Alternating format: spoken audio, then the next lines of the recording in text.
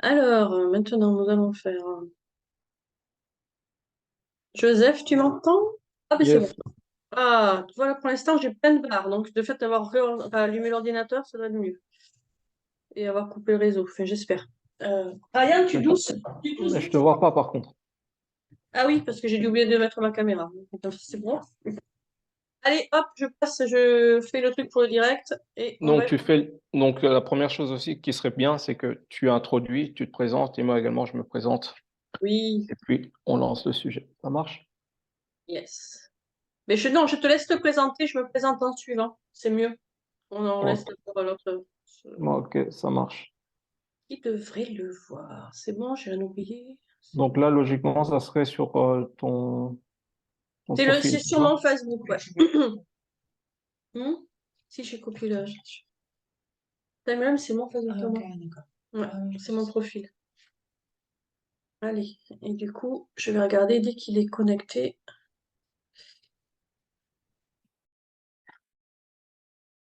Alors, je vous dis quand c'est bon.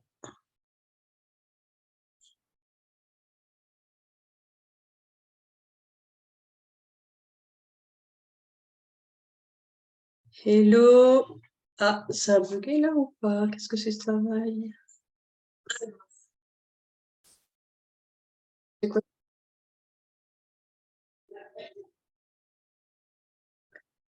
Cette réunion est diffusée en direct. Ok. Bonsoir, bonsoir à tous. Bonsoir à Bonsoir, tous. Joseph. Alors, là, c'est les petits réglages. Donc, on est bien en direct. Je viens de vérifier sur mon compte Facebook. Est-ce que tu peux me le confirmer toi aussi? Tu le vois?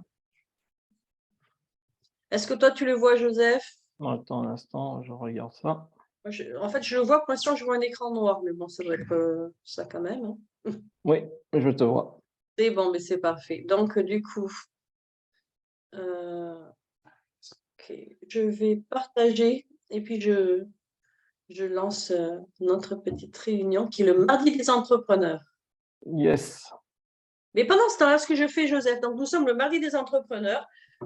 Donc pour ceux qui nous ont déjà vus en live tous les 15 jours avec Joseph, nous nous retrouvons sur mon compte Facebook. Donc c'est mardi des entrepreneurs. Nous avons à chaque fois un sujet. Ce soir, c'est le sujet qui parle des peurs des entrepreneurs. Et on va donc parler de différentes peurs des entrepreneurs et des solutions. Et Joseph, je te laisse te présenter le temps que je fais mes petits paramétrages. Oui, donc voilà, je me présente pour ceux qui ne me connaissent pas. Moi, c'est Joseph. Donc, je suis coach business, mentor et entrepreneur. Et depuis 2018, j'accompagne donc les coachs et les thérapeutes à obtenir plus de bons clients. Donc, j'insiste sur le terme bon client, car ce sont les clients de cœur, ceux qui résonnent réellement avec la singularité. Et bien sûr, sans se perdre dans les techniques et du marketing trop compliqués.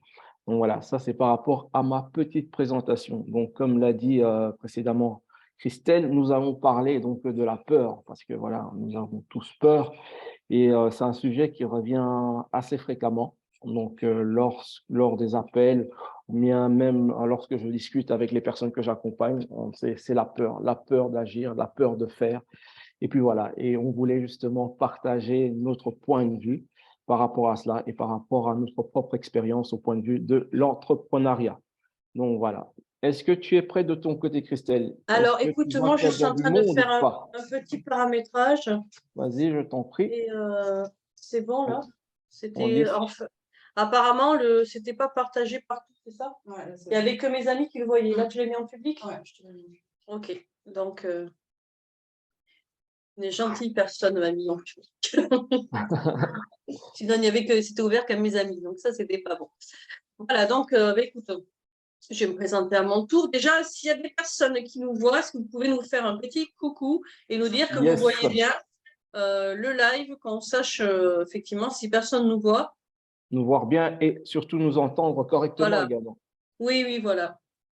Donc, si vous Donc, voulez bien mettre un petit live, donc live si vous êtes en live, et si vous voulez regarder ça plus tard, un petit hashtag replay, ça serait cool. Super. Donc, moi, je me présente, donc Chris Lassor, c'est mon pseudo Facebook, autrement, Christelle Lassor. Donc, j'ai une multipotentialité et plusieurs casquettes, mais je dirais qu'aujourd'hui, dans mon ensemble, je suis accompagnant de l'humain pour l'amener à sa meilleure transformation et au niveau suivant. Donc après, dans divers domaines, je ne vais pas m'expanser ici. Je vous laisse me découvrir sur mes différents axes. Et je suis également donc auteure voilà, d'ouvrages psychopratiques qu'on peut appeler domaine feel good, qui veut dire se sentir bien. Voilà pour ma part. Donc, Joseph, je pense qu'on va commencer. Yes, On va partir, hein. On let's go, démarre. Donc, let's je vais te go. poser une première question. Dis-moi. En fait, l'entrepreneur, souvent, il se dit, j'aimerais entreprendre, oui, mais j'ai peur. Comment est-ce que je peux faire? Est-ce que j'ose ou est-ce que je n'ose pas? Que peux-tu dire à ce sujet? Bah, déjà, la première chose à savoir, c'est la peur, au final, c'est quoi? C'est quoi la peur? Donc, la peur, déjà, il faut savoir que c'est une émotion qui est normale et qui est nécessaire. OK? Parce que c'est une émotion qui nous permet de survivre simplement. Parce qu'à l'époque, si on retourne à l'époque des dinosaures, enfin plutôt des mammouths, tout ça, c'est qu'on avait réellement besoin de cette émotion pour survivre, dans le sens qu'on vivait dans un climat qui n'était pas spécialement propice, où il y avait une multitude de dangers, donc on avait besoin justement de cette émotion pour pouvoir survivre. Et en soi, la peur, c'est notre système d'alarme donc, qui nous dit, OK, attention, il y a un danger potentiel. OK? La chose qui est la plus importante, ce que moi j'ai pu retenir par rapport à ma propre expérience, c'est ce que je ne faisais pas avant, mais au fur et à mesure que j'avançais et que j'ai rencontré différentes personnes, c'est que il faut savoir écouter sa peur. Donc, se dire, OK, là j'ai peur, mais au final, qu'est-ce que la peur veut me donner comme message? Parce que nos émotions ont toujours un message pour nous. Donc, le but, c'est pas de dire, OK, moi je suis un super-héros, j'ai peur de rien, moi j'y vais directement. Ça, pour moi, c'est être inconscient. La peur, c'est un signal qui nous dit, attention, il peut avoir un danger. Mais parfois, ce danger est juste, comment dirais-je, quelque chose qui n'existe pas. D'accord? Donc, la chose la plus importante, c'est d'écouter sa peur et de comprendre quel message il a pour nous. Et dans la plupart des cas, quand on a peur, le message qui est caché sous ça, c'est un message un besoin ou bien un message de sécurité, un besoin de sécurité. On ne se sent pas en sécurité quand on a peur. D'accord? Donc ça, c'est très important, que ce soit de la sécurité au point de vue affectif, financier ou autre. Et au fur et à mesure, je me suis rendu compte que, en fait, cette peur était souvent liée avec l'estime que j'avais de moi, l'estime que j'avais de moi, la confiance que j'avais également. Et donc, tu te rends compte que quand tu as peur, en fait, c'est que ton niveau d'estime n'est pas si haut que ça et la confiance que tu as par rapport à ta capacité à agir, elle est complètement basse. Donc, tu dis, OK, maintenant, comment je vais faire? Et ça te bloque, en fait, ça te, comment dirais-je, tu deviens figé. Mais dans la plupart des cas, c'est que cette peur, elle est complètement irrationnelle, en fait. C'est que tu penses qu'il y a quelque chose qui va arriver, mais au final, quand tu passes à l'action, tu te rends compte que ce que tu imaginais dans ta tête, c'était juste de la fiction. C'était une histoire que tu te racontais, quoi. C'était une petite voix qui te disait oui, attention, attention. Mais au final, il n'y avait pas un si grand danger que ça. Parce que la peur, on pourrait la comparer à un chien de garde qui est là pour aboyer dès qu'il y a un danger. Mais le plus important, justement, c'est que quand on parle, donc je parle de l'analogie du chien de garde, il faut se dire qu'un chien de garde, il est là pour garder sa maison, garder ses biens, etc., etc. Mais nous devons rester maîtres, en fait, de ce chien de garde. Donc, ce n'est pas le chien de garde qui doit avoir de l'emprise sur nous. Parce que si ce chien de garde, qui est la peur, a une emprise sur nous, au final, tu ne bouges pas et tu restes figé.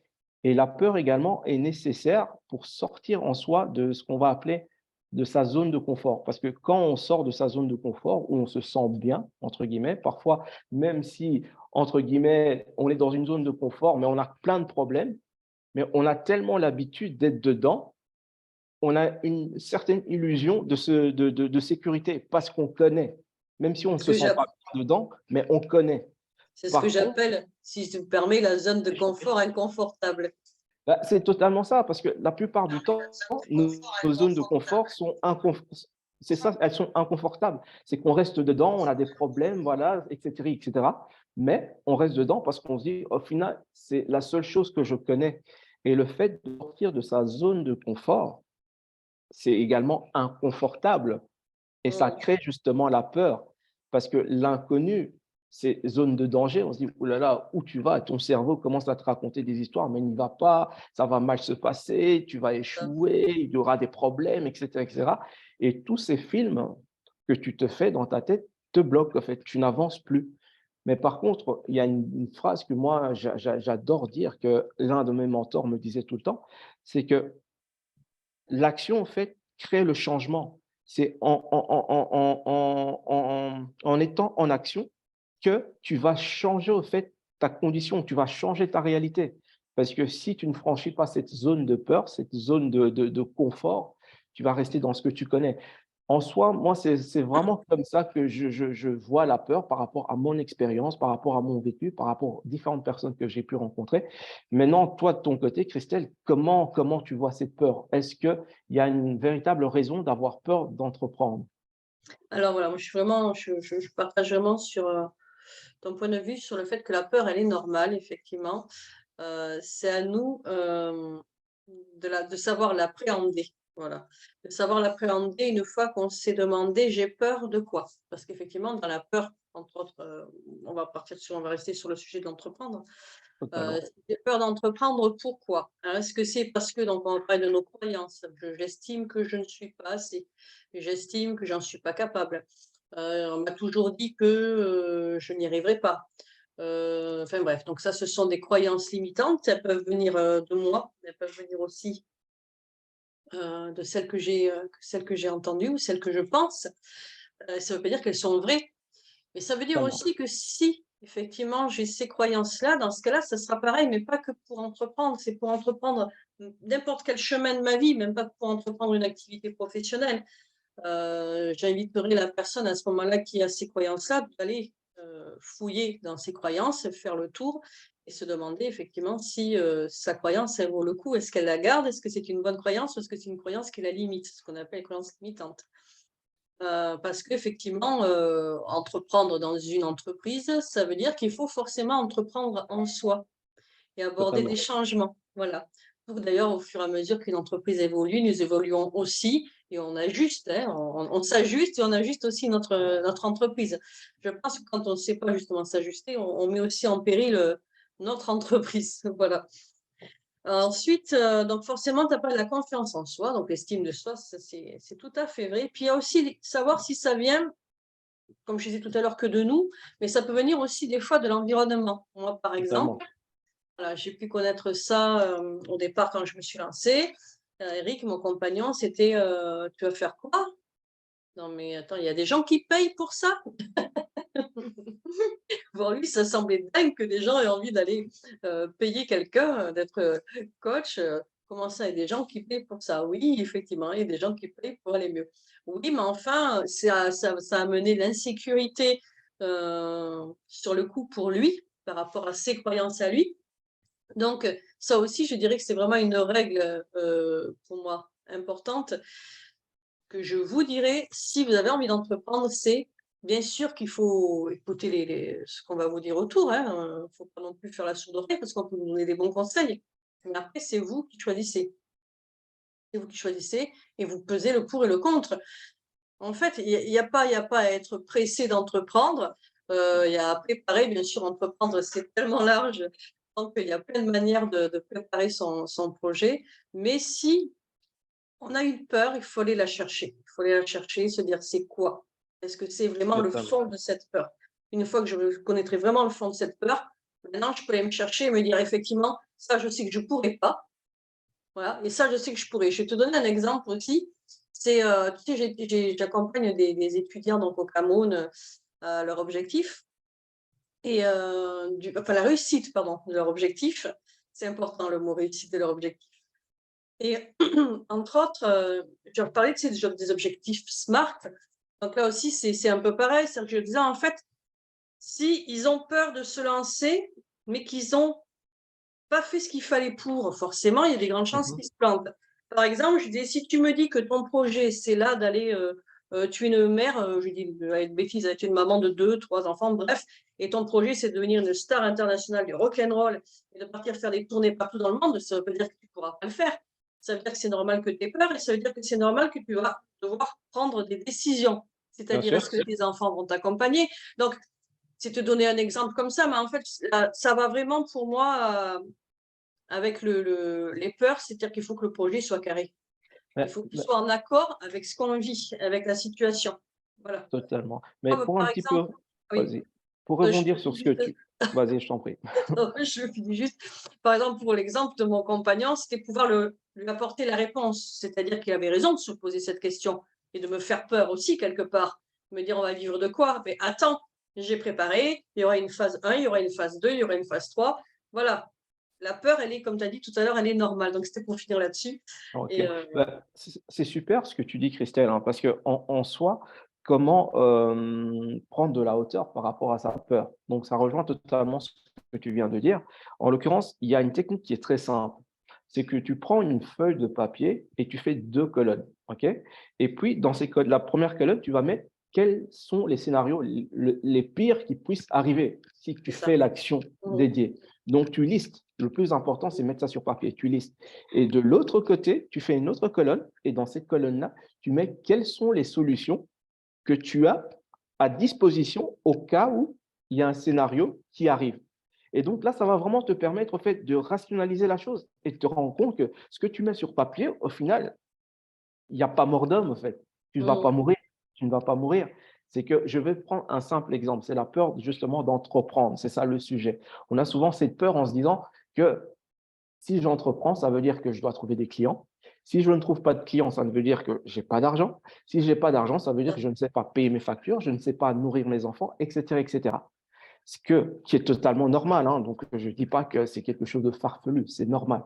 Maintenant, moi, ce que je t'invite à faire en tant que coach ou thérapeute, c'est de prendre une feuille de papier et de noter, de dire, OK, au pire, si voilà, je n'arrive pas à avoir de clients, bien sûr, il faut avoir un planning, hein. Ça ne sert à rien de ne pas avoir des clients pendant 2 ans. Il faut se donner une deadline en disant, voilà, moi, je vais donner le maximum pendant 6 mois, pendant 8 mois ou bien pendant 1 an, mais il faut être rationnel par rapport à cela. Et à côté de ça, tu te dis, OK, au pire, si je n'ai pas de clients, comment je fais pour payer mes factures? OK, j'ai un petit peu d'argent de côté, je peux tenir autant de temps. OK, j'ai mon mari qui travaille, donc lui, il peut subvenir aux besoins. Ce que tu disais tout de C'est suite, ça. Mmh. il peut subvenir aux besoins au cas où moi, je n'arrive pas à rapporter de l'argent au sein de la famille. Ça, c'est une deuxième chose. Et autre chose, c'est que le pire du pire, tu pourrais dire, OK, si je n'arrive pas à générer de l'argent, c'est que je peux ne plus savoir payer soit mon crédit ou soit ne plus savoir payer mon loyer. OK, ça serait le pire du pire. Donc, même dans le pire du pire, au final, si tu fais la liste de la solution pour te retrouver dans la rue, voilà, il y a quand même des étapes. Tu as de la famille, tu as des frères, tu as des sœurs, tu as des parents. Mmh. Donc, pour arriver à ce niveau que tu vas perdre ton habitation, c'est vraiment arriver à un certain niveau. Et donc, en faisant ce simple exercice, ça va te permettre vraiment de prendre de la hauteur par rapport à tout ça et dire, au final, je me raconte plein de bullshit dans ma tête, quoi. Je me raconte C'est plein de ça, conneries. Et c'est là, ça ça. va juste te permettre de passer à l'action et puis d'avancer, quoi. Donc, voilà. Donc, pour conclure, si tu es d'accord avec moi, je dirais que Je suis d'accord avec toi. il faut oser, justement. Il faut Ouais. oser, mais aller affronter, chercher ses peurs et puis trouver la réponse. Voilà. Mais il faut quand même oser. Mais totalement, Sinon, je suis… sinon je dirais que c'est comme, tu sais, quand on voit des choses améliorées en nous, hein, faire évoluer, et puis qu'on se dit, oh là là, ça fait peur, j'y vais pas. Donc, Ouais. on ne peut pas avancer non plus personnellement si on se bloque. Voilà. Mais justement, pour rebondir sur ce que tu viens de dire, le fait de oser, en fait, la peur, elle ne va pas disparaître. Parce que ceux qui cherchent à faire disparaître la peur, en fait, tu es déjà dans un mauvais calcul. Ta peur, elle ne va pas disparaître. Tu peux l'atténuer, mais la seule chose qui va te permettre de passer à l'action par rapport à la peur, c'est le courage, en fait. C'est le Mhm. courage. Oser, c'est être courageux. C'est-à-dire, malgré la peur, j'y vais. Et je reprends C'est la juste ça. discussion justement qu'on a eue cette semaine où tu m'as parlé de ça. Et je dis, ah oui, c'est génial parce que je venais de voir ça justement juste avant où tu me disais, en fait, Mhm. je ne sais pas d'où tu m'as sorti ça et comment tu me l'as dit, mais tu me dis effectivement la peur est normale, elle est humaine. Enfin, je ne sais plus comment tu m'as sorti, mais c'est vrai que j'avais adoré parce que c'était marrant, juste. Et c'est d'ailleurs aussi pour ça qu'on est resté aussi sur ce sujet à préparer cette semaine. C'est parce que c'était c'était très en cohésion avec ce que j'avais entendu. C'était voilà. Ben, c'était totalement ça, parce que en fait, la peur, c'est juste humain, c'est se dire, voilà, nous sommes humains, nous sommes des êtres humains, Ouais. le fait d'avoir peur. Donc, rassure-toi, on a tous peur. Maintenant, la seule différence entre soit rester immobile et ne rien faire, c'est juste le courage que tu vas aller puiser en toi par Mhm. rapport déjà à comprendre d'où viennent ces peurs, quels besoins cette peur veut que tu puisses combler, et en fonction de cette analyse, prendre de la hauteur et te dire, OK, là, maintenant, OK, j'ai peur, mon petit chien de garde, je te mets de côté, je t'ai écouté, maintenant, moi, je vais avancer, quoi. Donc voilà, comme ça va vraiment te permettre de progresser, parce que franchir cette zone de peur, c'est juste partir dans une zone de progression. Et voilà, et c'est la zone où tu apprends le plus, où tu grandis simplement. Tout à fait. Alors, de temps en temps, je jette des petits coups d'œil, tu vas me trouver distraite, c'est parce que notre, je regarde comment ça se diffuse. Voilà, donc je regardais s'il n'y avait pas d'anomalie. OK. Donc, la deuxième question que je vais te poser, c'est, donc, tu sais, souvent l'entrepreneur, il se dit, moi je l'ai connu aussi, ça à mes débuts, est-ce que je Mhm. suis légitime? Comment me sentir légitime et à ma place? Ne souffrais-je pas du syndrome de l'imposteur? L'imposteur, oh là là, ça c'est un classique, ça c'est un C'est classique. ça. Euh, le syndrome de l'imposteur, par rapport à ma propre expérience, je l'ai vécu également, mais je l'ai vécu dans un autre domaine d'activité. Avant de devenir coach, en l'occurrence, c'est dans un domaine qui n'a rien à voir avec le coaching, c'était dans le domaine de l'art. D'accord? Donc, Oui. avant d'être dans le coaching, j'avais une galerie d'art et j'étais agent d'artiste. D'accord? Mais dans cette activité, je suis tombé complètement par hasard. C'est quelque chose que j'aime, l'art, j'aime bien, mais être dedans, c'est vraiment par hasard. C'est via une rencontre, je me suis dit, pourquoi pas? Et j'avais énormément de peur parce que je me disais: «OK, mais j'ai aucune compétence parce que j'ai pas fait d'école d'art, l'histoire de l'art, je m'y intéresse, mais voilà, je suis pas un Et ben spécialiste voilà. de l'art, Oui. quoi». D'accord? Donc je me dis: «Oh là là, dans quoi je m'embarque?» Premièrement, ce qu'on avait fait, donc c'était moi et donc un de mes amis, on a lancé notre entreprise. La première chose qu'on faisait, en fait, c'est que on aidait les entreprises à décorer leurs murs avec, des œuvres d'art originales, donc que ça soit donc d'artistes peintres, photographes ou même sculpteurs, au lieu d'avoir de la décoration IKEA. OK? Donc nous, on a apporté quelque chose de complètement nouveau. C'était super bien, hein, c'était intéressant pour les entreprises parce que ça permettait justement d'avoir des décors qui changeaient chaque X temps, et pour les Mhm. artistes, ça permettait également de mettre leur travail en lumière. Donc on s'est lancé dedans et au fur et à mesure, dans mon catalogue d'artistes, ça a grandi, et donc j'ai des artistes avec beaucoup plus de compétences et des artistes qui étaient vraiment à un certain niveau. D'accord? Et avec ces artistes-là, on a commencé à faire des expositions. Et c'est là que ça devenait un petit peu compliqué parce que tu fais des expositions et tu vas rencontrer d'autres galeristes, donc, qui vont parler de ça, Et de oui. ça, de ça. Et puis voilà. Et donc, dans un premier temps, je me posais cette question, mais est-ce que je vais vraiment être légitime? Parce que si on aborde un sujet et qu'au final, je ne sais pas répondre, est-ce que je vais pas être ridicule, en fait, tu vois? Et puis au final, tu dis, mais non, parce que l'expérience que j'ai, même si voilà, je ne suis pas un spécialiste de l'art, mais j'ai ma propre expérience, j'ai mon propre vécu. Et c'est ça ma Mhm. légitimité. C'est Mhm. que les artistes qui ont accepté de travailler avec moi m'ont fait confiance. Et si eux, qui sont des artistes qui sont dans le domaine de l'art, qui ont pu me faire confiance, entre guillemets, pourquoi je me pose la question si les autres galeristes, ils vont me juger ou pas? Au final, je m'en fous des autres galeristes. Mon travail à moi, c'est de donner un maximum aux artistes que j'accompagnais. Et c'est juste pour faire un parallèle entre les coachs, les thérapeutes, c'est la même chose. Ta légitimité ne vient pas de tes diplômes ou bien de tes certifications. Ta légitimité, elle vient de ton histoire, de ton vécu. Parce que je vais te Mhm. donner un simple exemple. Prenons deux exemples. Donc, il y a, on va dire, un coach qui est spécialisé dans la perte de poids et un autre coach qui est spécialisé dans la perte de poids. Le premier coach qui est spécialisé dans la perte de poids, tu vois son corps magnifique, donc des abdos, machin, des muscles saillants, tout ça. Et l'autre, c'est la même chose. Mais la seule différence, c'est que le premier coach, il va te montrer ses photos d'avant. Il te montre ses photos et tu vois qu'il n'a pas, avant, il n'était pas comme ça. Avant, il avait du gras, il avait un gros ventre, il ressemblait vraiment pas à ça. Donc, ce coach-là a fait tout un travail pour arriver à cette nouvelle Là. identité, ce C'est nouveau ça. coach. C'est tout un parcours. Et je pose la question à l'autre coach, il me dit non, moi j'ai toujours été comme ça, franchement c'est naturel chez moi, des abdos, machin, nanana. Imagine-toi, si toi tu es un client ou bien un prospect qui est dans la recherche d'une perte de poids efficace, lequel va plus t'inspirer confiance et avec lequel tu vas dire ok, j'ai Mhm. envie de travailler avec. Moi, pour ma part, je vais aller sur la personne qui a vécu la chose, qui a expérimenté la chose. Et c'est Mhm. là où se trouve sa légitimité. Donc, ce que moi, j'aimerais à vous dire, vous, en tant que coach ou thérapeute, votre légitimité, elle est dans votre parcours, votre vécu, et pas dans vos Dans votre diplômes. Parce ADN. que, voilà, dans votre ADN, parce que le problème à chercher sa légitimité dans des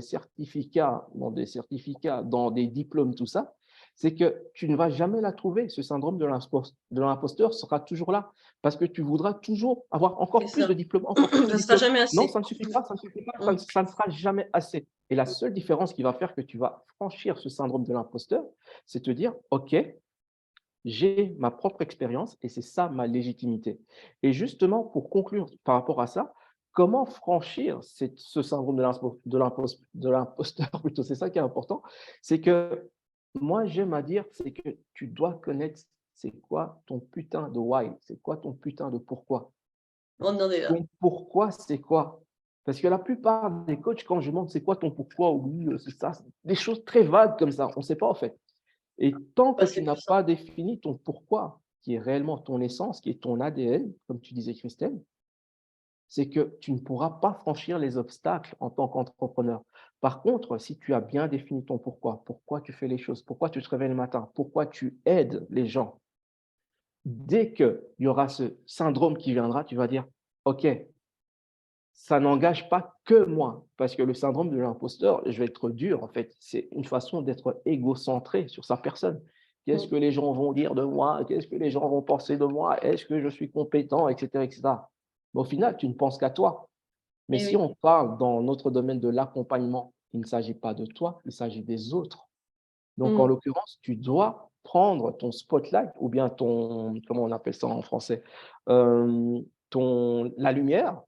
Et la lumière, tu dois la rediriger sur les personnes que tu veux servir et accompagner. Et là, tu vas dire, en fait, il ne s'agit pas de moi, de ce que les gens vont penser. Il s'agit de qu'est-ce que moi, je vais apporter à mes clients. Et quand tu te bases par rapport à ça, base-toi également par rapport à ton vécu, ton expérience, en disant: «Moi, je suis passé par là, moi, j'ai vécu ça, j'ai traversé D'accord. tous ces obstacles, je suis arrivé là, donc j'ai ma putain de légitimité». Excusez-moi le terme, mais j'ai ma légitimité.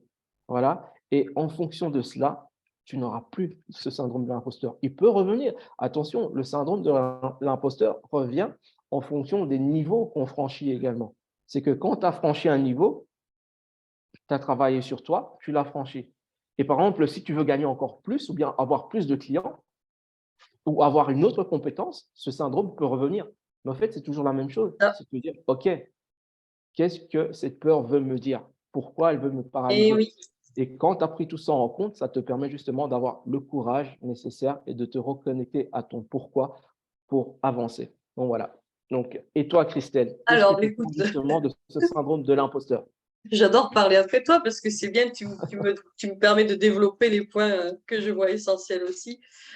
Donc, ça me rappelle, tu vois, quand j'ai fait ma formation l'année dernière d'ingénieur responsable pédagogique, donc c'est Mhm, une personne qui conçoit tout ce qui est l'organisme de formation, puis qui supervise les formateurs.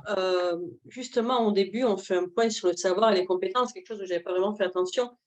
Mais ça me revient aussi dans le milieu où est-ce que j'ai été aussi salariée. Mais c'est vrai que la différence entre le savoir et la compétence, le savoir, c'est ce que j'apprends. La compétence, c'est ce que j'acquis, ce que je vais acquérir en fait. Voilà, donc ce que j'apprends, c'est une chose.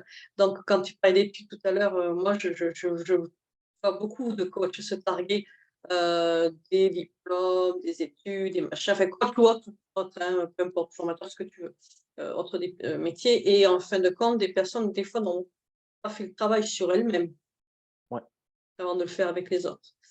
Et attention, on fait du travail jusqu'à la fin, je dirais, donc on n'est jamais abouti.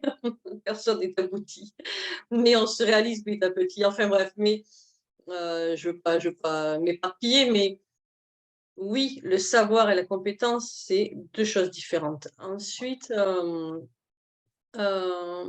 je me rappelle donc en tant que salarié, puisque comme j'ai expliqué tout à l'heure, je sais, je suis multipotentielle, donc des fois, quand j'arrivais en entreprise, je suis multipotentielle, mais je ne suis pas hyper diplômée, je ne suis pas surdiplômée. Tu vois, je ne suis pas surdiplômée. Par contre, je suis capable de réaliser un tas de choses que personne ne pourrait pas réaliser à ma place. Donc, au début, quand j'arrivais avec un CV assez riche, on se disait, waouh, elle a fait tellement de trucs en fait. Et je disais, ouais, par contre, oui, effectivement, je n'ai pas le diplôme que vous avez demandé. Et on me disait, pas grave, des jeunes qui sortent d'école, j'en veux pas. Vous avez l'expérience parce que vous avez vécu le truc sur le terrain. Ouais. Tu vois, donc là encore, on y revient. Et donc, c'est venu me rechercher, tu vois, quand j'étais justement, où j'étais légitime, quand j'ai commencé à me lancer, j'ai commencé vraiment avec les médecines alternatives, tu vois, et parce que j'ai eu un souci de santé. Et mon frère pouvait le dire d'ailleurs, parce que je disais à l'époque, là, heureusement que ça fait que c'est un milieu qui me plaît déjà depuis longtemps, parce que c'est moi qui me suis soignée toute seule. En fait, j'arrive à me soigner toute seule. Le professeur à Bordeaux, pareil, m'avait dit super ce que vous faites, vous avez les bons gestes et compagnie. Enfin bref, et puis je dis à mon frère un jour, ouais, mais j'aimerais tellement me lancer en fait quand je vois que j'ai fait ça et tout, mais il dit fais-le. Ben, j'ai dit non, je peux pas, j'ai pas encore fait cette formation-là, j'ai pas fait cette formation-là. Il me dit tu arrêtes. Il me dit qui c'est qui t'a soigné? Ben, c'est moi. Il fait pas assez. Tu penses que tu ne fais pas encore assez? Ben oui, je suis pas. Les autres, ils ont aussi, ils ont ça. Commence par quelque chose. Tu peux pas tout faire d'accord maintenant. Et puis, donc, au début, je suis partie sur l'espace praticienne en médecine alternative. Mais depuis que j'étais gamine, j'accompagnais les gens. Et j'accompagnais les gens naturellement, c'est-à-dire dans ma vie, de ma vie personnelle. Personne ne pas faire. Hein. C'est ce qu'on appelle être un sauveur, et ça, c'est pas bon. Il faut aller visiter aussi pourquoi on est sauveur. Bref, mais du coup, j'avais effectivement, c'est ce que tu as dit tout à l'heure, le pourquoi. Pourquoi on fait les choses? Pourquoi? Si ça fait partie, comme tu dis, de mon ADN, de mon âme, de mon amour, Ouais. parce que moi, mon accompagnement, tu vois, il est là. Tout être humain, c'est l'amour. C'est l'amour qui me lie à l'homme et à l'univers, enfin l'homme, l'humain, l'univers.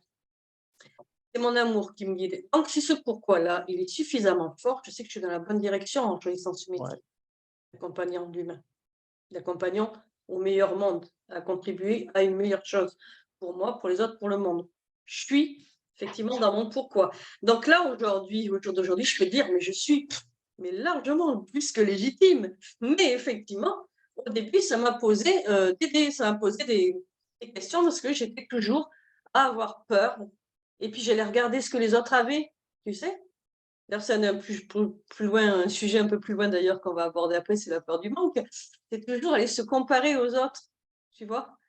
Oui, mais lui, il a fait ci, oui, mais là... Et puis tu voyais aussi la guerre un peu des coachs, les gens qui se défonçaient sur Facebook entre eux. Donc voilà, c'est vrai que ma légitimité aujourd'hui, voilà, il n'y a plus de raison là-dessus. Enfin, j'ai plus de tracas là-dessus, mais j'avoue qu'à mes débuts, comme toi tu l'as expliqué tout à l'heure, j'avais du mal à me dire, est-ce que je sais que je suis à ma place, mais j'ai du mal à prendre ma place. Ouais. C'était ça, en fait. Moi, je sais que j'y suis, mais j'ai du mal à la prendre parce que j'ai peur du regard des autres. Et donc, ce fameux syndrome qui revenait, un imposteur en disant toujours, oui, mais oh là là. Et si, puis après, ça amène aussi à une autre peur, et si j'échouais, du coup. Hein. Mais tu as totalement raison. Hein. Et ça, c'est la prochaine question que je vais te poser. Bah, avant, je vais juste conclure par une chose. Donc, en soi, tu disais que la peur du regard des autres et Oui. surtout la comparaison. Et en Ouais. fait, c'est cette comparaison qui va augmenter ton syndrome de l'imposteur. En Mhm. fait, il faut faire la nuance entre comparaison et inspiration. Dans le sens que te comparer, c'est vraiment te dire: «OK, je vais me comparer à l'autre. Pourquoi l'autre, fait ci? Pourquoi il a tel niveau? Moi, j'ai pas encore ci, j'ai pas autant de diplômes, j'ai pas autant de followers». Je En fait, ça va décupler, au fait, ce syndrome de l'imposteur, cette peur en toi. Par contre, la comparaison, pour moi, elle n'est pas saine, elle est malsaine. Mais par contre, là où ça peut être intéressant, c'est qu'on a un marché, il y a une concurrence, c'est d'être Oui. inspiré par les autres. L'inspiration, moi, je trouve que c'est un bon moteur parce que ça te permet de voir qu'est-ce que les autres font et ça te permet également, toi, de ne pas rester sur tes acquis et te dire, OK, je vais encore apporter plus à mes clients parce que voilà, j'ai envie vraiment d'apporter une vraie transformation. Et là, ça Ça. devient justement intéressant et surtout arrêter de se comparer aux autres parce que Ouais. chacun a son vécu, chacun a son parcours. Parfois, on a l'impression que la personne, elle est déjà au top, mais on ne sait pas par où elle est passée pour arriver à ce niveau-là. Mhm. Donc également, ça rejoint justement le concept de ce que moi j'aime à dire, c'est le concept des petits pas. C'est Mhm. toujours faire de son mieux. C'est Petit à ça, petit, un pas tu après l'autre. avances, un pas après l'autre. Bah Et oui. puis voilà, tout simplement, pour conclure. Donc la seconde question, enfin la prochaine question plutôt, La c'était quoi? prochaine, donc voilà, mais c'était ça justement, l'entrepreneur, il dit, mais j'ai peur de l'échec. Et si je réussissais pas? Et si j'échouais? Donc, comment réussir?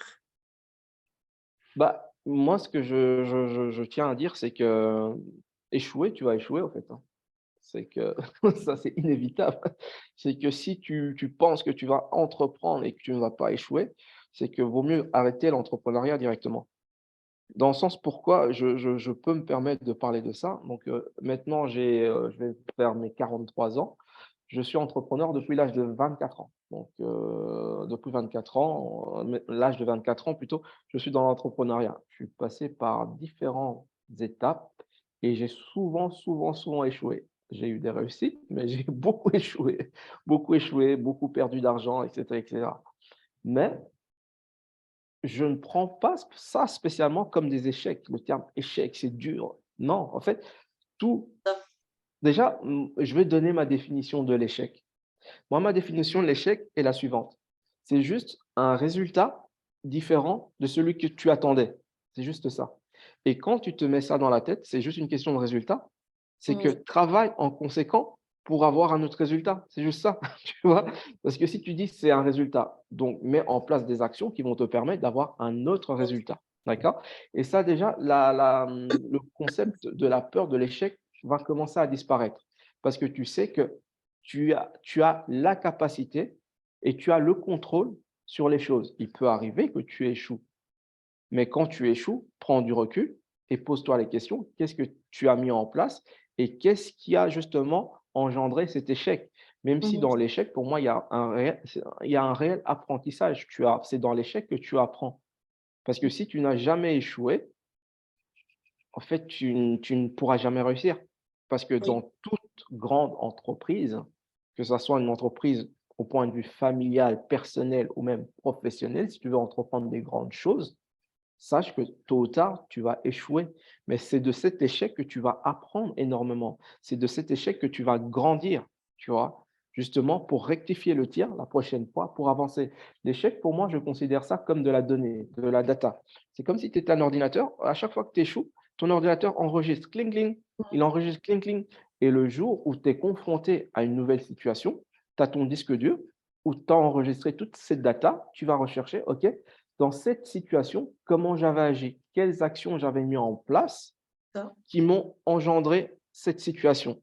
Et en fonction de toute la data que tu as accumulée, ça va te permettre de rectifier ton tir et d'avancer dans la bonne direction. Et Mmh. c'est juste ça. Et pour conclure par rapport à ça, moi, il y a un exemple qui est frappant, que j'adore, c'est l'exemple de Michael Jordan. Michael Jordan, donc basketteur américain, pour ceux qui ne le connaissent pas, c'est la personne qui a eu le plus d'échecs dans sa vie. Quand je parle d'échecs, c'est donc les paniers à 3 points. C'est lui qui a foiré le plus de paniers à 3 points dans sa carrière. Et un journaliste lui pose la question: «Oui, mais Michael Jordan, en fait, vous dites que vous êtes la personne qui avait eu le plus d'échecs au point de vue du tir à 3 points. Mais comment ça se fait que maintenant vous êtes le meilleur basketteur au monde?» Parce il dit simplement, c'est que à chaque fois que je ratais un panier, ça m'a permis de rectifier mon tir et d'apprendre jusqu'à devenir le meilleur. Donc de tous ces échecs, ça lui a permis de devenir l'homme qu'il est devenu maintenant. Donc Ça. les échecs, pour conclure, en fait, les échecs te font grandir quand tu ne prends pas ça comment dirais-je? Comme une fatalité. Quand tu prends ça, tu dis: «OK, c'est un système qui va me permettre plutôt de grandir, d'évoluer dans mon parcours». Donc voilà. Et toi, Christelle, qu'est-ce que tu penses de Alors, cela? Eh bien oui. Tu vois, dans mon livre, il y a une chose qui fait partie des présuppositions d'ailleurs de la PNL, c'est donc, tu parlais de données, mais c'est il n'y a pas d'échec, juste un feedback. Et donc moi j'adore ça parce que je suis la reine de l'échec au niveau de plein de choses. L'entreprise personnelle, l'entreprise familiale, l'entreprise professionnelle. Donc j'ai échoué en plein de domaines. Et toutes ces étapes-là m'ont permis d'être celle que je suis aujourd'hui. Et celle que je suis aujourd'hui me permettra encore d'être celle que je serai demain ou après-demain. Donc, moi, je trouve ça, aujourd'hui, j'ai vraiment une philosophie là-dessus. J'ai été vraiment, il y a justement peut-être même encore à peine quelques années, dans le truc d'avoir peur d'échouer.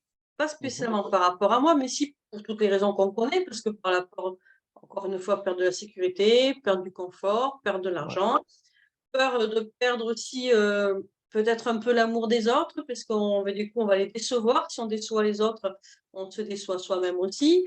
Et donc, totalement. voilà, tu vois, il y a encore quelques années, j'étais encore un peu là-dessus, à avoir cette trouille-là.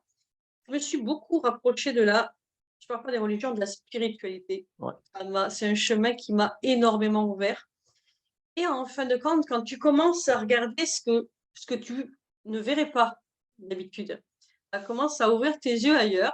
Donc, j'ai l'impression je m'éparpille pas, hein, ça reste bien focus là-dessus, mais si tu commences à regarder autre chose, moi, ma phrase qui me définit aujourd'hui, enfin, il y en a deux ou trois, mais une qui me définit vraiment, c'est tout est toujours pour le mieux. Et des fois, on me dit, là, tu abuses peut-être un peu quand même, parce que tout est toujours pour le mieux. Si tu perds quelqu'un, je dis chut, je t'arrête. J'ai perdu quelqu'un. C'est pas pour le mieux de l'avoir perdu. C'est pour le mieux de ce que j'en ai appris ouais, après de ça. Donc, c'était pas pour le mieux de perdre mon frère d'un accident de moto. C'était pour le mieux d'avoir compris à quel point la vie était précieuse, à ouais, quel point j'avais plus le droit de me gâcher et de me faire souffrir, en fait. Tu vois, c'est un exemple. Donc, pour moi, en fait, c'est vraiment le mot échec me fait enfin voilà, l'échec, c'est pas un mot que je peux employer souvent, même dans mes textes, tu sais, je le transforme avec autre chose. Je reprends la phrase pour le transformer parce que c'est de l'apprentissage. C'est vraiment, comme tu as dit tout à l'heure, c'est vraiment des données qu'on prend. C'est un ouais. retour, c'est voilà, un retour sur de l'expérience. Et, et puis c'est comme ça qu'on grandit. Et quand je disais tout à l'heure, j'arrête pas de dire et eux, c'est horrible. Quand, quand on se plante dans des entreprises, et que justement on a un retour, parce que là on parlait d'entrepreneurs, donc je reste sur le milieu d'entreprise, qu'est-ce qui va se passer? Ben, je peux me dire c'est quoi qui a foiré? Déjà, la première chose, c'est de regarder ce qui a foiré. Donc ça veut dire que si je regarde ce qui a foiré, la prochaine fois, de me dire, mais non, surtout, tu ne le fais plus. Non, non, comment tu vas le faire différemment? Qu'est-ce que ça va Totalement. t'avoir appris? Voilà.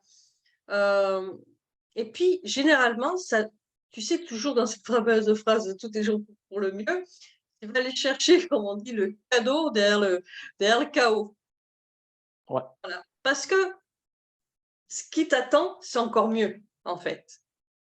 Mais c'est pas mieux dans le genre, tu as une entreprise t'as perdu une entreprise de 100 000 euros, tu vas en gagner une de 200 000 euros. C'est pas ça. Ce qui va mhm. être le mieux, c'est la manière de ce qui va se passer derrière. C'est que les choses sont pas là par hasard non plus. Quand elles doivent pas se faire, elles ne se font pas. Quand elles doivent se faire, elles se font. Moi, je regarde des grands comptes improbables. Par exemple, celle de ce soir en est une, on en parlera une autre fois, mais on était voués à ne pas se rencontrer et on s'est rencontrés, donc c'était pour le mieux, alors qu'à la base, Certainement. on n'aurait pas dû spécialement échanger. Voilà. Donc là aussi, euh, c'est une manière de regarder les choses. Voilà. Donc pour ma conclusion à moi, ça s'arrête là. Est-ce que toi, tu as quelque chose à dire peut-être? Bah, en soi, pour conclure, c'est que il faut juste aller au travers de cette peur et se dire, voilà, comme tu dis, il y a quelque chose de mieux qui attend parce qu'on passe dans une zone de progression et dans cette zone, il y a tellement de cadeaux qui nous attendent que voilà, il faut y aller. Il faut juste avoir ce courage d'oser et puis d'avancer, simplement. Ok. Donc je passe sur le sujet d'après. Il nous en reste deux, donc celui-ci et un autre. cette fameuse peur du manque. Alors, j'ai voulu la détailler un peu parce que l'entrepreneur, oui, je peux avoir peur. Pourquoi tu as peur du manque? J'ai peur d'avoir manqué de travail. J'ai peur de manquer de clients. J'ai peur du manque de crédibilité, du manque de visibilité, Mhm. qui amène tout, d'ailleurs, tout pourrait se regrouper, hein, mais j'ai fait exprès de détailler, qui amène aussi au manque d'argent. Comment remédier à cette peur du manque? Ouais, justement, vu que tu as commencé, j'aimerais quand même te reposer la question. Toi, comment tu vois la chose par rapport à tout cela? Ah, alors la peur du manque, déjà, c'est une énergie.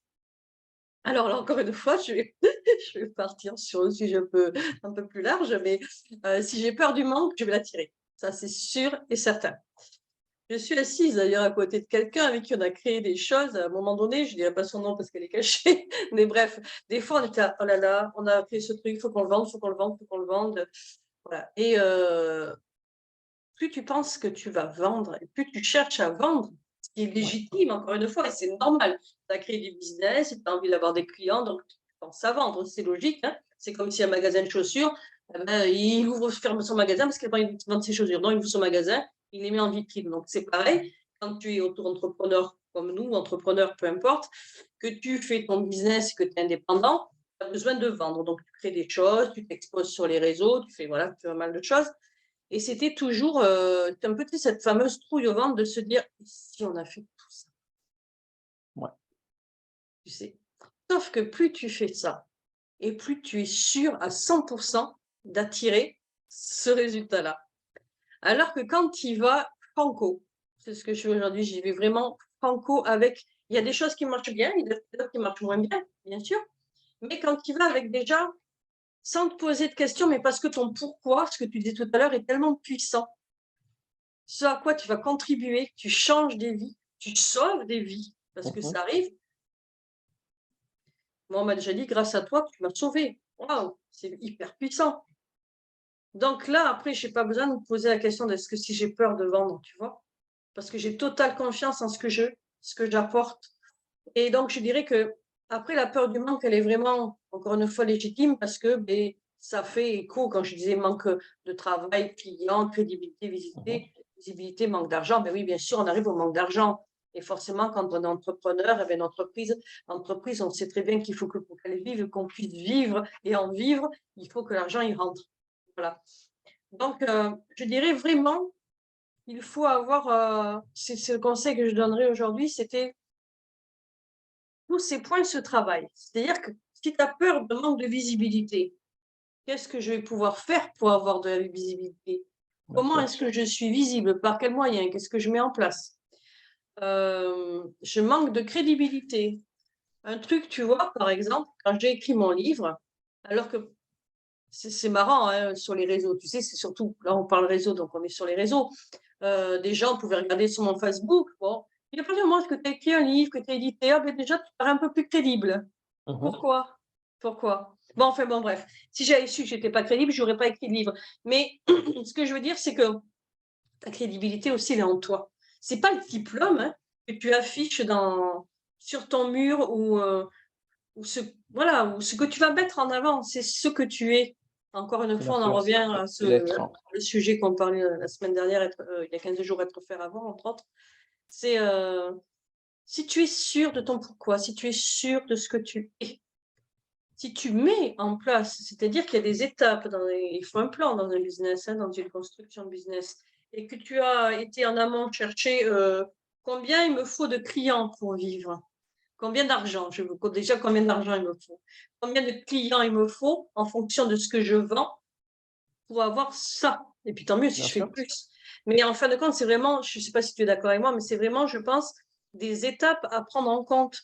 Ma visibilité, ma crédibilité, c'est quoi qui me rend crédible, c'est quoi qui me rend visible, c'est quoi, combien j'ai besoin de clients et combien j'ai besoin pour Bah, vivre et puis pour m'éclater, peu importe. Tout dépend, chacun a son seuil, bien sûr. Hein. Voilà. Tu as des gens qui vont vivre avec 5 000 € par mois, tu as d'autres qui arrivent avec 2 000, tu as d'autres qui vivent avec 100 000, chacun à la hauteur de ses rêves, je dirais.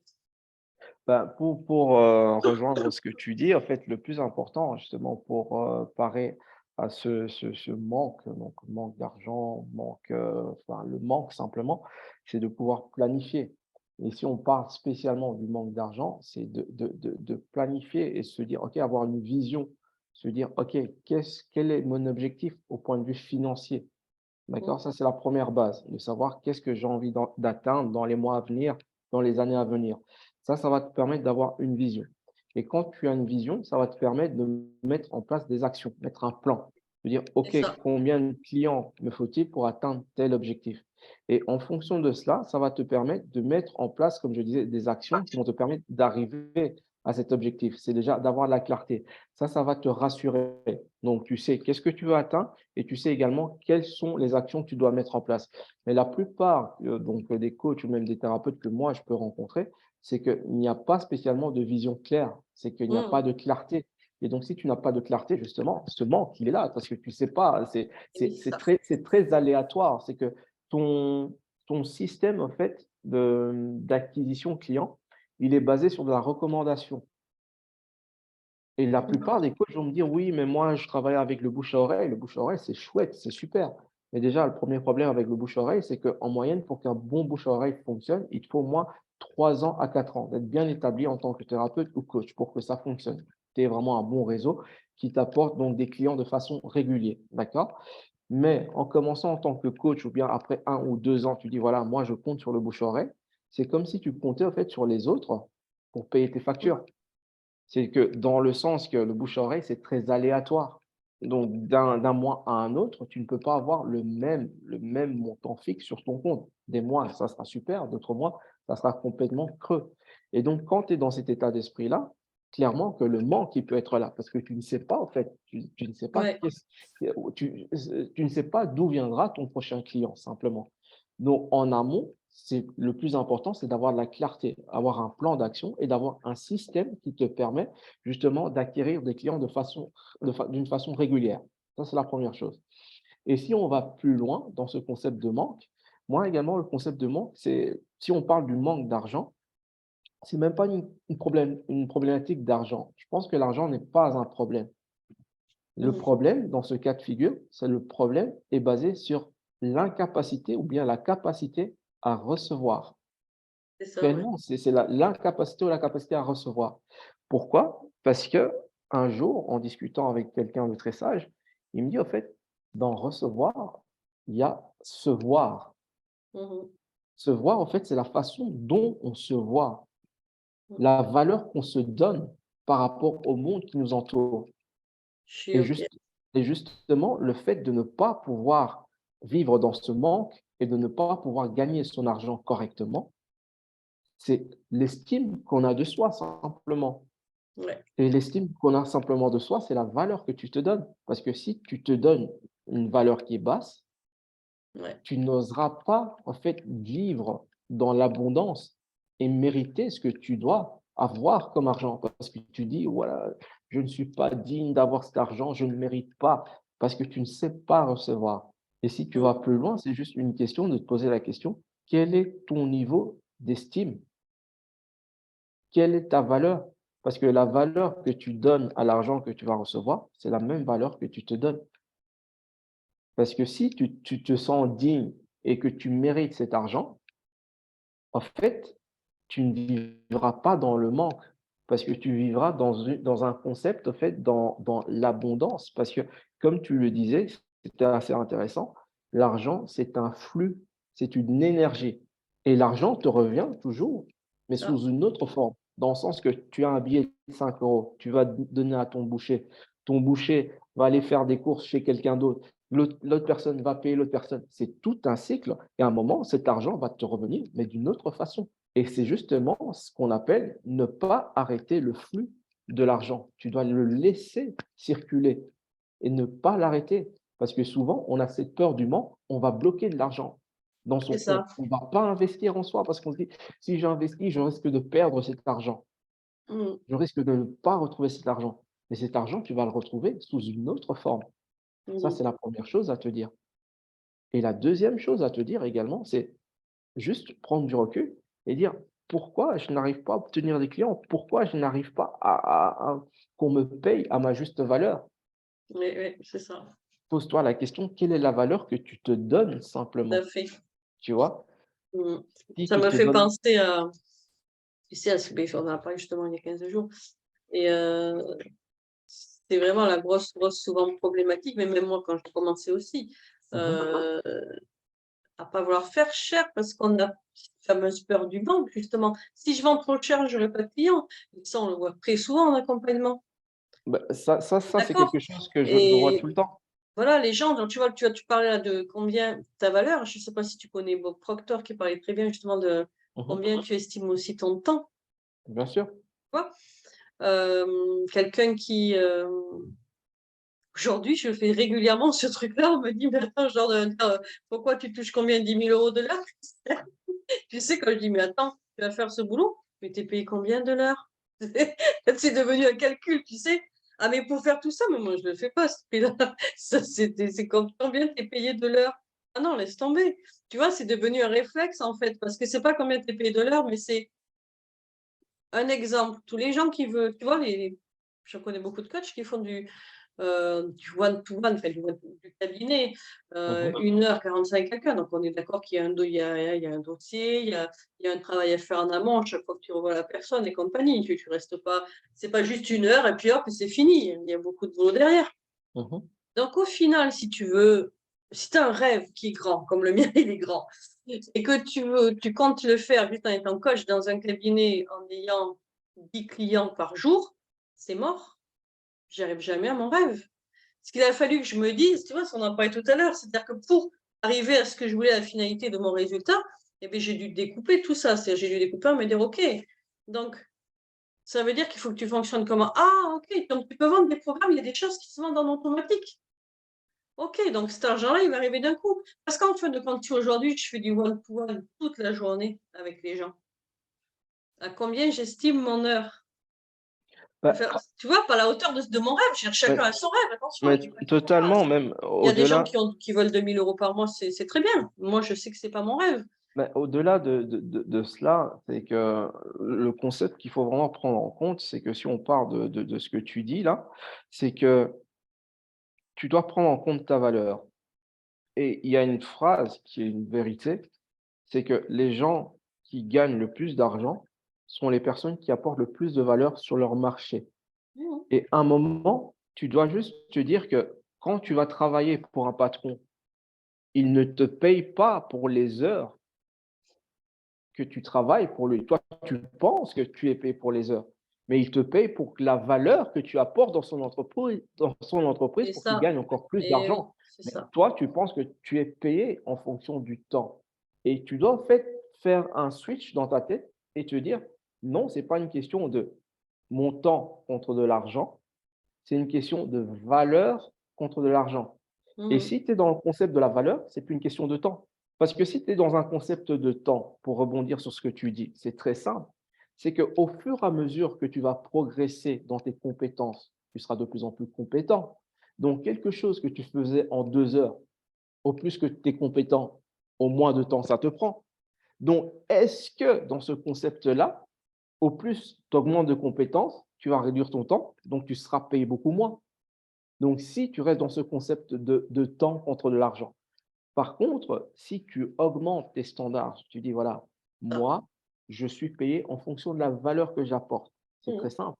Je vais te donner un simple exemple. Pourquoi il y a certains consultants qui vont travailler pour Google, mais qui vont travailler peut-être, on va dire, une semaine, et ils sont payés 300 000 euros pour une semaine de travail. C'est pas beaucoup, une semaine de travail, 300 000 euros. Mais c'est simple, c'est la valeur qu'il va apporter à Google. C'est que Google va lui payer 300 000 euros. Mais qu'est-ce que Google va gagner grâce à la valeur, aux Ça, compétences que la personne a apportées dans son travail? ça. Si pas le triple, si pas 5 fois ou 6 fois plus. Mhm. Et donc, en tant que coach ou thérapeute, tu dois juste te dire, voilà, moi, ce n'est pas une question de temps contre de l'argent, c'est la valeur que j'apporte à mon client, c'est la transformation que Mhm. j'apporte à mon client. Et là, tu pourras travailler déjà de un avec moins de clients, tu vas gagner plus d'argent parce que imagine que ton standard, tu dis, OK, moi j'ai envie de gagner 5 000 euros. Mais si tu restes sur le concept que moi je facture à la séance, il te faut combien de séances, combien de clients pour atteindre les 5 000 euros? Imagine que voilà, tu factures à 100 euros la séance. Mhm. Il te faut combien de clients? 50. C'est ça. Pose-toi la question, comment tu vas faire pour aller chercher 50 clients chaque Et ouais, mois? c'est ça. C'est compliqué. Mais par contre, si tu apportes vraiment de la valeur, une véritable transformation à ton client, tu peux travailler avec moins de clients. Tu peux te dire, OK, moi j'apporte une vraie transformation et que mon accompagnement, il est à 1 000 € par exemple. Mmh. Donc, au lieu d'aller chercher tes 50 clients, il t'en faut juste 5 sur le mois. Tout à Et fait. là, tu ne vends plus ton temps contre de l'argent, tu apportes de la valeur. Et cette valeur, c'est une transformation que tu apportes à ton client. Donc, simplement pour conclure par rapport à cela. Et oui, mais c'est vrai que c'était important d'y revenir parce que c'est vrai que c'est souvent quelque chose que j'ai vu, les gens disaient: «Ah non, non, mais moi, non, non, je peux pas faire à ce prix-là, je vendrai pas» et ça fait partie justement aussi, encore une fois, de tout ce qu'on a dit avant, Les croyances. l'expérience, la légitimité et tout le tralala. Voilà, alors qu'en fin de compte, une phrase encore une fois très simple: «Si je l'ai fait, tu peux le faire. S'ils l'ont fait, je peux le faire», enfin, peu importe. Donc il y a pas de: «Ça marche pour les autres et ça marche pas pour moi». Bah, Voilà. mais c'est totalement ça, hein. Et juste pour conclure, c'est que là, il y a cette histoire qui me revient. C'était dernièrement, je discutais avec une thérapeute. Et puis, j'ai expliqué justement le concept de l'offre de transformation, tout ça, et que je dis, voilà, une offre comme ça, avec une véritable transformation que tu apportes à ton client, tu peux la facturer à 1 000, 1 500, 2 000, 3 000, 4 000, ou parfois même 10 000. Il y en a même qui sont Et à oui, oui, 25 000. Donc, il n'y a aucun souci par rapport à cela. Et la première réaction, mais qui va me payer ça? Mais oui, qui va me payer ça? Dans le qui va me payer ça, en fait, tu induis que tu n'es pas assez digne, tu n'as pas assez de valeur pour qu'on te c'est ça. paye cette Et somme oui. d'argent, simplement. Donc, Mmh. tout revient avec un concept que toutes les actions qu'on fait dans notre vie viennent en fait de nos croyances, de nos convictions. Donc, le premier travail à faire, c'est de travailler réellement sur tes convictions, tes croyances qui vont engendrer en toi des émotions, ces émotions qui vont engendrer en soi des actions et tes actions qui vont apporter des résultats. Et c'est juste ça, c'est qu'il faut switcher son mode de pensée, son système de croyance. Et cela, sincèrement, si tu le fais, je ne dis pas que c'est facile, hein. C'est Mmh. des choses qui ont été implémentées depuis qu'on est petit, parfois qui ne nous appartiennent même pas, parce que ce concept du manque d'argent, c'est souvent notre éducation. C'est souvent, voilà, on est né dans une famille où le rapport à l'argent n'était pas sain, où les parents te disaient: «Non, c'est trop cher, non, tu ne peux pas avoir ça, l'argent ne pousse pas sur les arbres». Et souvent, quand on est dans ce genre de classe sociale, c'est qu'on va critiquer les gens qui ont de l'argent. Les riches, c'est des salauds, machin, nanani. Mais pourtant, on critique quelque chose qu'on veut avoir, tu Et vois? oui, Tu critiques les c'est gens qui ont de fabuleux ça. l'argent, mais au fond de toi, c'est que tu veux avoir cet argent parce que dans ta vie, tous les jours, tu galères. Donc, c'est tout des schémas qu'on a hérités de notre enfance, de Ouais. notre éducation, parce qu'il y a tout ce qu'on voit par rapport Et à nos notre parents. génération Il y a aussi, tout plus ou moins. Mais mais c'est oui, mais générationnel aussi, parce que nos mais enfants diront pas la même chose, je pense. bah, c'est générationnel à un certain niveau parce que nos enfants ne diront pas la même chose si nous, en Entend tant des que choses. parents, on ne le Mmh. dit pas. Et Mais oui. par contre, nous, en tant que parents, si on est dans ce manque, parce que ça arrive, hein, moi également, ça m'est arrivé, la peur du manque, machin, machin. Mais à un moment, tu dois travailler dessus parce que, en fait, ça te paralyse plus qu'autre chose. Et même pour aller encore plus en profondeur, pour revenir sur le métier de coach ou de thérapeute, c'est que quand tu es dans ce concept de manque, même quand tu vas en clientèle, en appel de vente, on va appeler ça un appel de vente, par exemple, c'est que les vibrations que tu vas émettre seront basées sur le manque. Et la personne en face de toi va sentir en fait que tu es dans que tu veux absolument lui vendre. Parce que tu Ouais, es tellement dans le concept je veux vendre parce que j'ai pas d'argent. C'est que tu vas prendre des actions, tu vas prendre même des postures qui vont mettre ton c'est ça. prospect dans la défensive, de dire: «Oh là là, le coco là, il veut me vendre son truc, C'est attention», ça. tu vois? Ouais. Par contre, si tu te dis: «OK, clairement, il y a une différence de se dire: "OK, j'ai pas l'argent maintenant" et se dire: "OK, je vis dans l'abondance" Mmh mh. et se dire: "Je suis pauvre". Il y a 2 choses complètement Et différentes. oui. C'est juste se dire: «OK, moi, là, qu'est-ce que j'ai envie de faire?» C'est que j'ai envie de servir du mieux possible, j'ai envie d'aider du mieux possible. Et quand tu es vraiment dans cette énergie, en fait, c'est 2 énergies complètement différentes. C'est que le manque qui est relié à la peur, si certains de vous connaissent ce qu'on appelle donc l'échelle de conscience, donc du docteur David Hopkins, il a créé une échelle en fait avec les différentes émotions. Donc l'émotion la plus basse, c'est la honte, la culpabilité, la peur, etc., etc. Et les émotions les plus hautes, donc qui nous donnent, quand je parle de hautes, c'est celles qui émettent les plus hautes fréquences, Mhm. vibrations, fréquences. Ok. Les plus hautes, en l'occurrence, c'est la joie, donc c'est l'amour, la joie. Et puis le sommet, c'est vraiment quand tu es dans l'illumination, quoi. Mais la plupart des gens n'y arrivent pas. Mais partons sur deux concepts, la joie et l'amour. Et oui. C'est que quand tu es dans un concept de joie et d'amour, en fait, c'est que tu vas émettre réellement ce sentiment, cette vibration, et la personne qui est en face de toi va ressentir, on va dire que la personne qui est en face de moi, elle est là, elle est sincère, elle est authentique, elle veut m'aider. Elle ne veut pas absolument me fourguer quelque chose, elle veut m'aider. Et quand tu arrives à créer cette connexion avec authenticité, avec amour et joie, c'est fluide en fait. Il y a même plus de vente qui se fait. C'est quelque chose de très naturel parce que la personne a un besoin et qu'elle sent au fond d'elle que toi, en face, tu es la bonne personne pour l'aider. C'est juste ça. C'est vraiment remettre en perspective ce concept de manque en se disant, quand tu es dans le concept de manque, et je ne dis pas que je ne l'ai jamais vécu, je l'ai vécu. Il y a certains moments, ça peut revenir comme ça, Sûr. mais c'est juste une question Pardon. de, d'écouter d'où vient ce manque et puis d'avancer, Ouais. simplement, pour conclure. Ouais. Non, mais c'est ça, généralement, effectivement, ce manque vient de nos peurs et de ce manque d'argent, entre autres. Peur de ne pas avoir ou de ne pas Ouais, avoir assez. la Donc, croyance. oui, c'est ça. Je vais finir avec la dernière question. Par contre, je me demande si on n'a pas eu un petit problème au début du partage du live, parce que je ne sais pas si les gens le voient vraiment. Alors oui, il y a eu un ou deux lives. D'habitude, on a quand même beaucoup plus de personnes qui sont visibles nos lives. Et, euh, et là, au début que ça a été partagé, ça ne se mettait pas en public. Donc, mon amie a pris mon téléphone et l'a mis en public.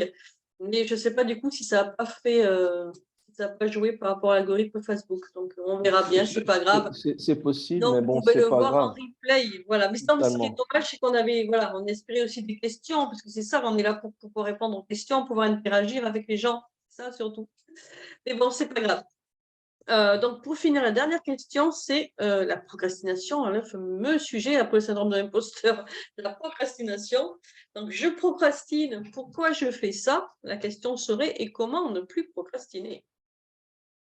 Hmm. Hmm. C'est vrai que That is the c'est un question. c'est un sujet très intéressant, le fait de procrastiner. Quelque chose. En fait, c'est quelque chose qui nous arrive à tous. Mais toi, ton point de vue par rapport à cela, qu'est-ce que tu en penses de la procrastination, justement? Alors, moi, j'étais la reine, donc je peux t'en OK. parler. Et oui, puisque quand forcément, si tu vis des échecs, qu'est-ce que ça te rappelle? Je vais reprendre un petit peu l'échelle d'Anthony Robbins. J'adore cette manière dont il va te parler. Donc on va dire que là, c'est un rond, ok, un cercle, ok. Euh, et j'ai peur de faire quelque chose, d'accord? J'ai peur d'entreprendre, je passe pas vraiment à l'action parce que on ne sait jamais ce qui va se passer. Donc forcément, le résultat qui va en découler, ben, c'est forcément pas un bon résultat. Donc Mmh. ça va alimenter la croyance qu'effectivement, je n'aurais pas dû le faire, que j'en suis pas capable. Donc je vais en faire encore un peu moins, puis on va aller comme ça et on va aller dans ce sens-là. Donc si on va dans ce sens-là toujours, ben forcément, hop, au bout d'un moment, tout s'arrête. Alors qu'en fait, il commence à, comme on parlait tout à l'heure, de faire un pas, tu fais un pas. Ok. Mmh. D'accord, j'ai vu ce qui est bon, j'ai vu ce qui est pas bon, je vais pouvoir aller faire autre chose. Ah, super, ça veut dire qu'en fin de compte, c'est possible ou je suis arrivée à ce résultat-là. Donc, ça veut dire que si je continue, si je poursuis mes efforts et que je fais un deuxième pas, il va encore se passer autre chose. Et puis hop, on refait la boucle et du coup, je vais faire un troisième pas. Et du coup, je suis dans une dynamique. Même si au milieu de ça, il va se passer justement un moment d'échec ou un moment de non, ça c'est pas bon, ou alors il y a un down, c'est pas grave parce qu'il est là pour me faire avancer, donc je continue à faire un pas parce que je sais qu'en fait j'ai appris de ça. Tout dépend Mmh. encore une fois de notre façon aussi, encore une fois, de voir et de le regard qu'on a sur les choses. Donc, comme je disais, moi j'étais la reine parce que effectivement j'avais envie de faire pas mal de choses. Ma multi-activité a dû y jouer aussi, je pense, pas mal parce que du coup, de vouloir faire énormément de choses à la fois et dans tous les domaines, et bien, il y a un moment où je n'avais plus de direction. C'est pour ça que dans les trucs dans les trucs, pardon, dans la commande ne plus procrastiner, je te dirais qu'en fait, première chose, ton pourquoi, c'est quoi? OK. Tu as envie, même si tu vas être aide-soignant, peu importe, tu fais quoi? Pour sauver des vies et tu procrastines, alors ton pourquoi il est pas assez fort. Va chercher un autre pourquoi, le vrai pourquoi. Va vraiment le chercher, ce pourquoi.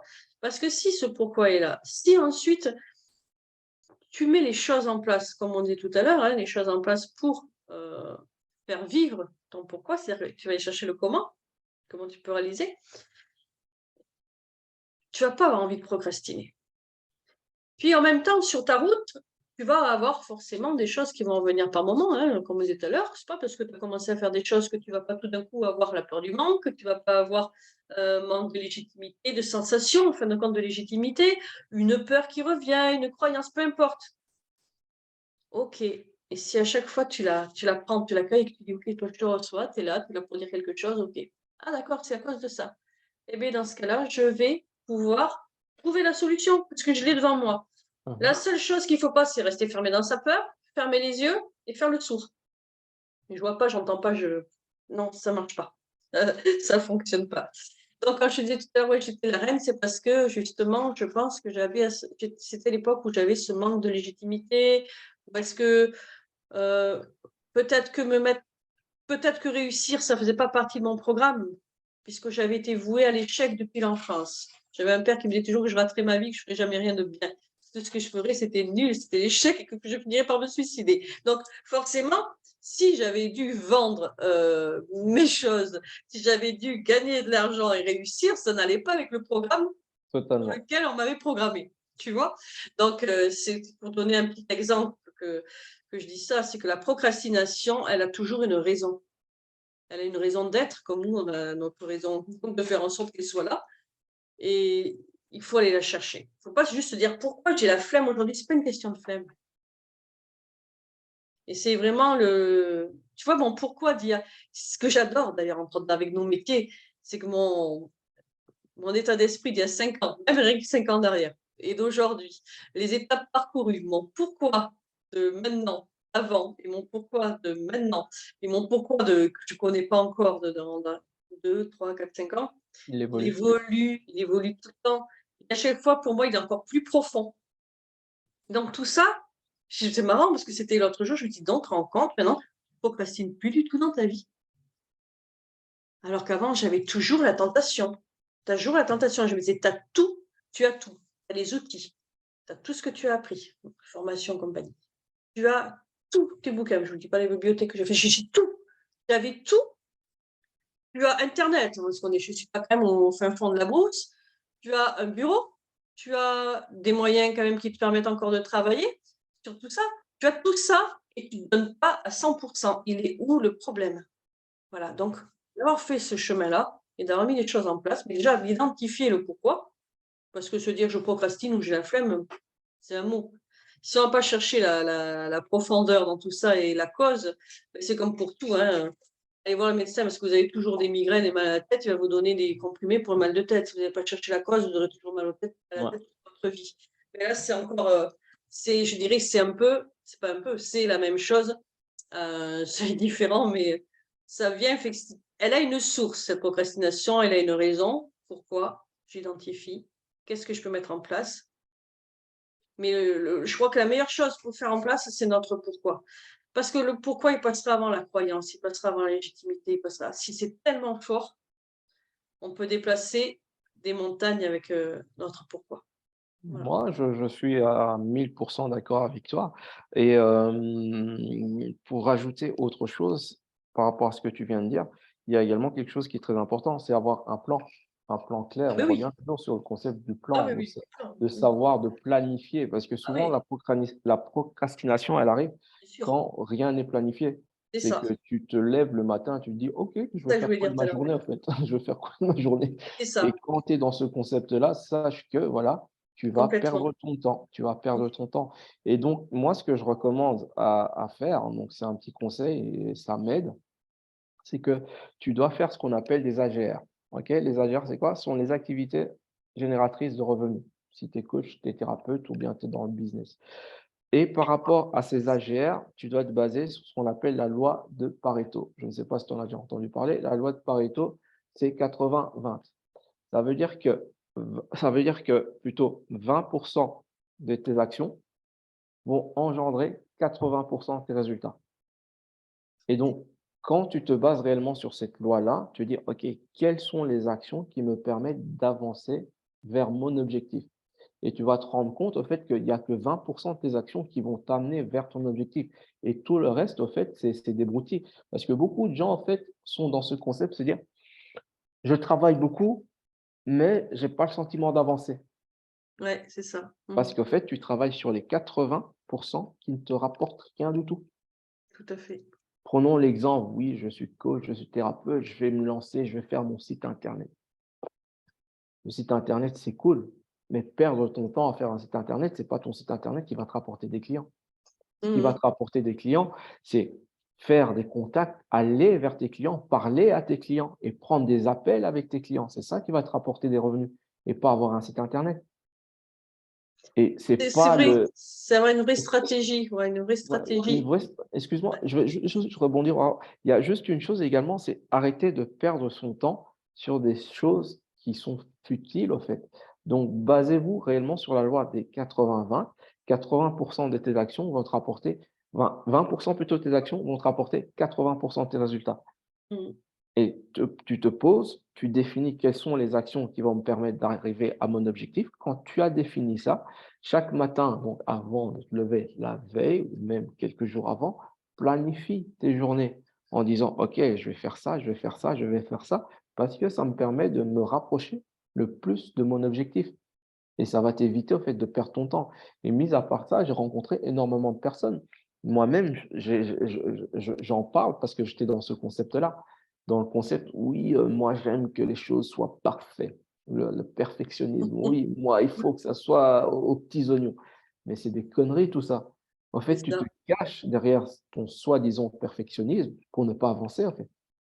C'est que le fait d'être dans l'action te fait peur et tu te caches en fait sur des petites tâches, des petits trucs qui servent à rien pour te dire: «OK, j'avance» et ça, c'est quelque chose que je constate tous les jours quand j'accompagne des coachs ou des thérapeutes, c'est que je dis: «Oh, mais en fait, tu es en train de bosser sur quoi là?» Il y a une coach, plutôt une thérapeute que j'ai accompagnée. Avant que je l'accompagne, je lui pose simplement la question: «OK, qu'est-ce que tu as mis en place jusqu'à présent?» «Oui, j'ai travaillé sur mon site internet, je travaille sur ci, ça» et puis je lui pose simplement la question: «Est-ce que ça te rapporte des clients tout ça?» «Ça fait combien de temps que tu travailles sur ton site internet?» «Oui, ça va faire maintenant 2 mois». «OK» et donc tu as perdu 2 mois à travailler sur quelque chose, en fait, qui ne va pas te rapporter de clients. Parce qu'un site internet sans stratégie d'acquisition, en fait, c'est comme un restaurant en plein milieu du désert que personne ne connaît. Ça, mais c'est Donc ce que tu as c'est dit tout à vraiment l'heure, voilà, il faut un plan. Ça ne veut pas dire que les personnes ne pourront pas avoir un site, mais ça veut dire qu'effectivement, c'était quoi qu'il fallait faire en numéro un. Et après, elle pourra plus tard envoyer les gens sur son site et elle pourra plus tard partager son site quand elle aura plus de temps disponible parce qu'elle commencera à gagner déjà de l'argent mmh avec autre chose. Effectivement, c'est là qu'est important, c'est le plan en fonction de chaque projet, je dirais, parce que chacun a son propre plan. Mais enfin, il y a quand même une règle aussi, bah, le plan, c'est important parce l'organisation que déjà dès le départ. sans plan, tu n'as pas de vision et sans vision, c'est comme si tu avais un bateau, mais tu navigues, à l'aveugle. C'est juste ça.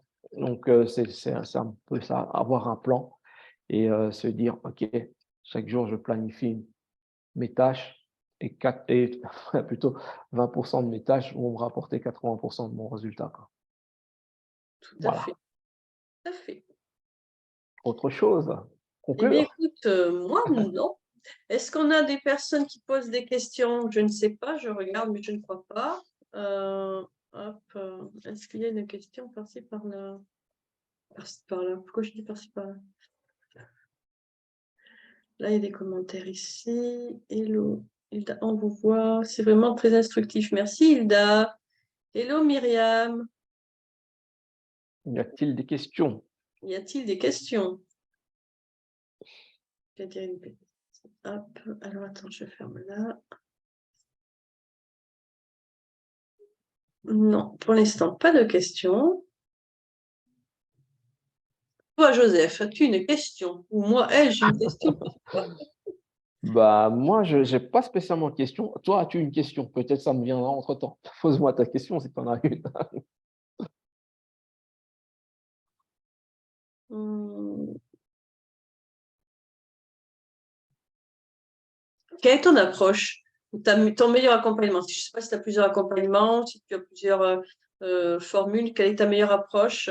Un petit peu, par exemple, par rapport à ce soir, pour accompagner quelqu'un qui a envie d'entreprendre. Ma meilleure approche, c'est tout simple.